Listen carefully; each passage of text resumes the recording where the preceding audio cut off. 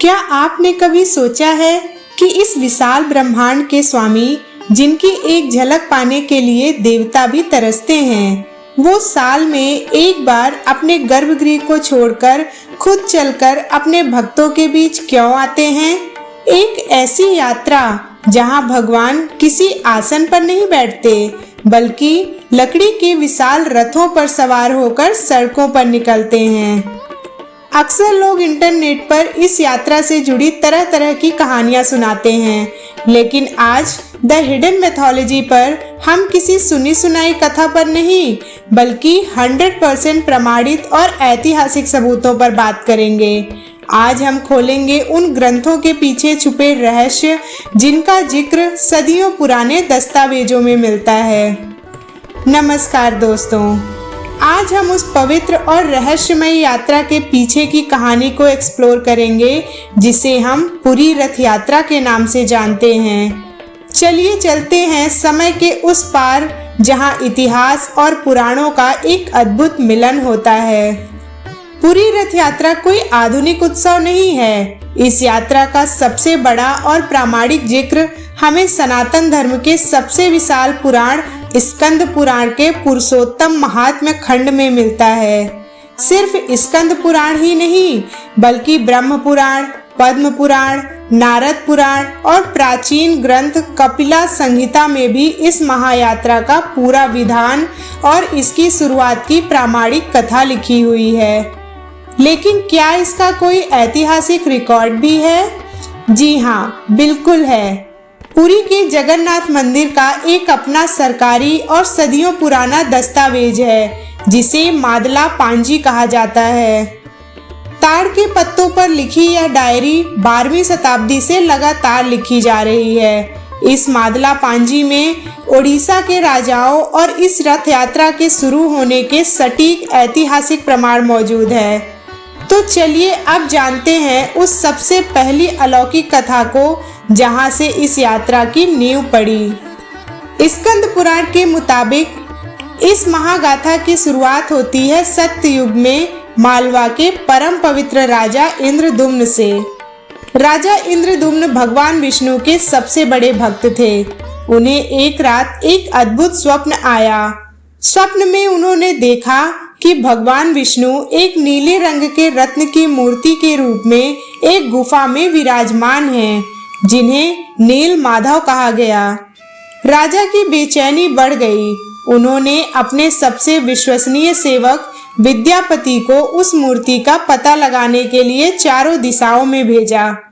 विद्यापति भटकते भटकते उड़ीसा के एक कबीलाई इलाके में पहुंचे। वहां के सबर कबीले के मुखिया विश्ववासु चुपचाप नील माधव की पूजा करते थे। विद्यापति ने चालाकी से विश्ववासु की बेटी ललिता से विवाह कर लिया और आखिरकार उन्होंने विश्ववासु को मना ही लिया कि वो उन्हें नील माधव के दर्शन करवाएं। लेकिन एक शर्त थी, विद्यापति की आंखों पर पट्टी बांधी जाएगी। विद्यापति चतुर थे। उन्होंने रास्ते में सरसों के बीज गिरा दिए।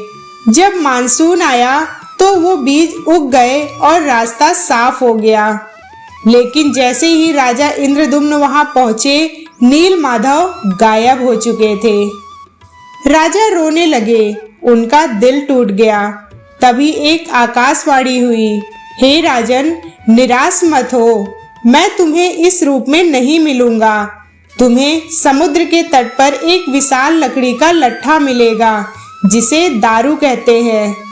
उसी पवित्र लकड़ी से मेरी मूर्ति बनाओ। राजा को वो लकड़ी मिल तो गई, लेकिन कहानी में सस्पेंस यहाँ से शुरू होता है। उस लकड़ी को काटने की कोशिश जिस मूर्तिकार ने भी की, उसकी छेनी और हथौड़ी टूट गई। कोई भी उस लकड़ी को छू तक नहीं पा रहा था। राजा परेशान थे। तभी दरबार में एक वृद्ध मूर्तिकार आया। वो कोई और नहीं, बल्कि स्वयं देवताओं के शिल्पकार भगवान विश्वकर्मा थे। उन्होंने राजा के सामने एक ऐसी शर्त रखी, जिसे सुनकर सब दंग रह गए। उन्होंने कहा, मैं मूर्ति बनाऊंगा, लेकिन 21 दिन तक मैं एक बंद कमरे में रहूंगा। अगर इस बीच किसी ने भी दरवाजा खोला तो मैं काम वहीं छोड़कर हमेशा के लिए चला जाऊंगा। दिन बीतते गए। वह वृद्ध मूर्तिकार उस लकड़ी के लट्ठे के साथ एक कमरे के अंदर मूर्तियां बनाना शुरू कर देता है। धीरे धीरे 14 दिन बीत गए।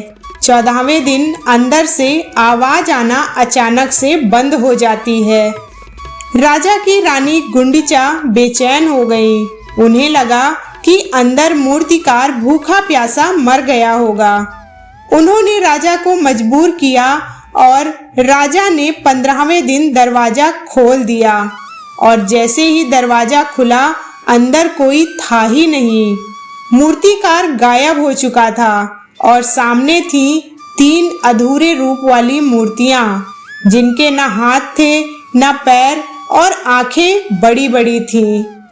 राजा पछताने लगे, लेकिन भगवान ने फिर से राजा के स्वप्न में आकर कहा, यही मेरा रूप है। मैं इसी अधूरे रूप में कलयुग के दुखों को हरने के लिए धरती पर रहूंगा। दोस्तों, यहीं से जन्म हुआ भगवान जगन्नाथ, बलभद्र और देवी सुभद्रा का। लेकिन अब आता है सबसे बड़ा सवाल, इस मूर्तिकारी के बाद सबसे पहली रथ यात्रा कैसे शुरू हुई? पूरी रथ यात्रा की शुरुआत के पीछे हमारे शास्त्रों में 3 सबसे बड़ी और प्रमाणित कहानियां हैं जो इस परंपरा का आधार हैं। चलिए एक एक करके इन रहस्यों को खोलते हैं। पहली कथा के मुताबिक जब ये अधूरी मूर्तियां महावेदी पर बनी, अर्थात जहां राजा इंद्रदुम्न ने यज्ञ किया था, तो उन्हें मुख्य मंदिर तक लाने के लिए भव्य रथों का निर्माण किया गया था।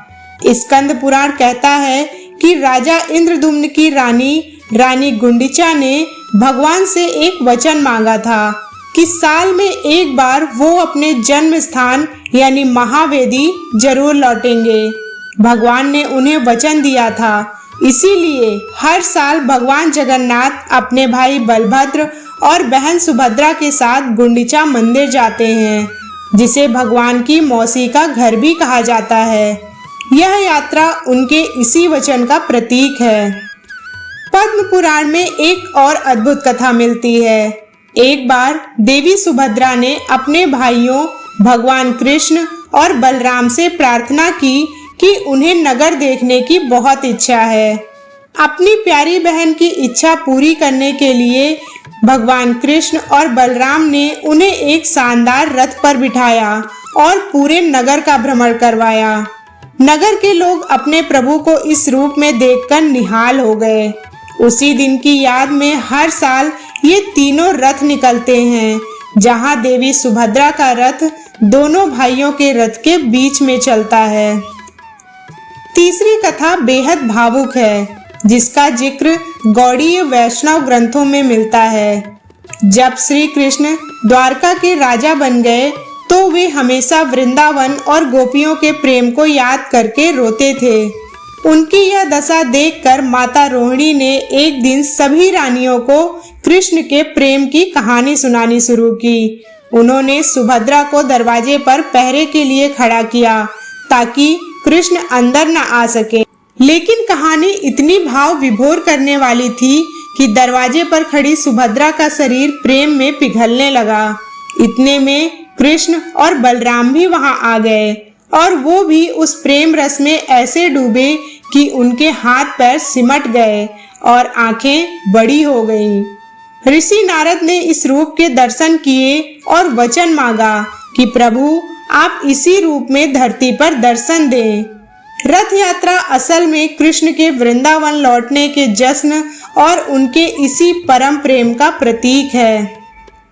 दोस्तों, रथ यात्रा सिर्फ एक पुरानी कहानी नहीं है। अगर आप आज भी पुरी जाएंगे तो वहां आपको कुछ ऐसे चमत्कार देखने को मिलेंगे जिसका जवाब मॉडर्न साइंस के पास आज भी नहीं है। चलिए इस यात्रा और मंदिर से जुड़े उन रहस्यों पर नजर डालते हैं जो आपको सोचने पर मजबूर कर देंगे। पहला रहस्य छिपा है रथों के निर्माण में।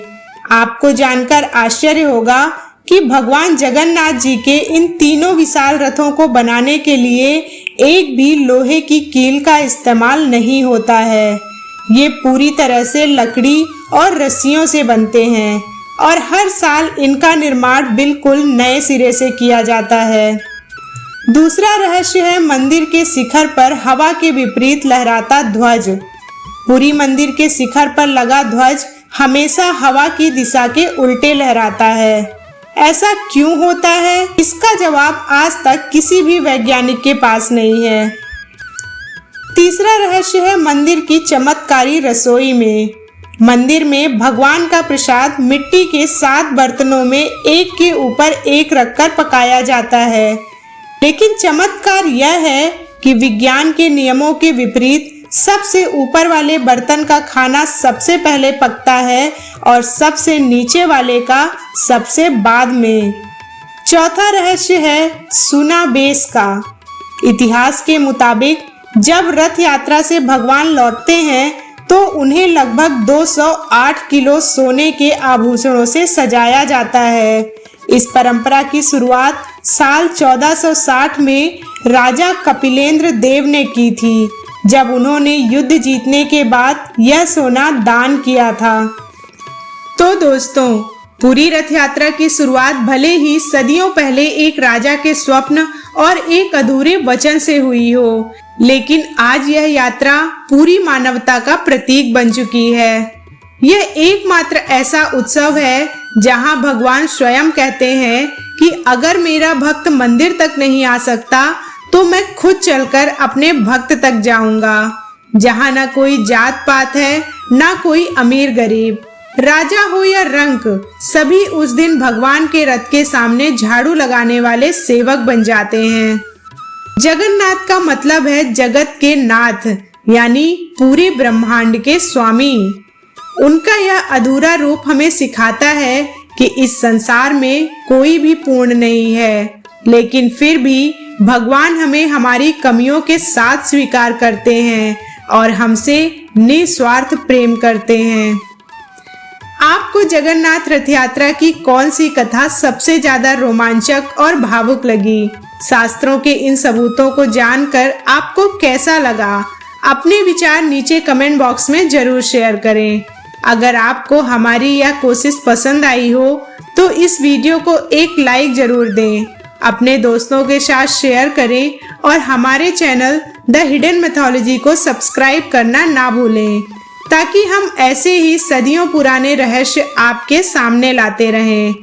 अगली वीडियो तक के लिए जय जगन्नाथ, जय महाकाल।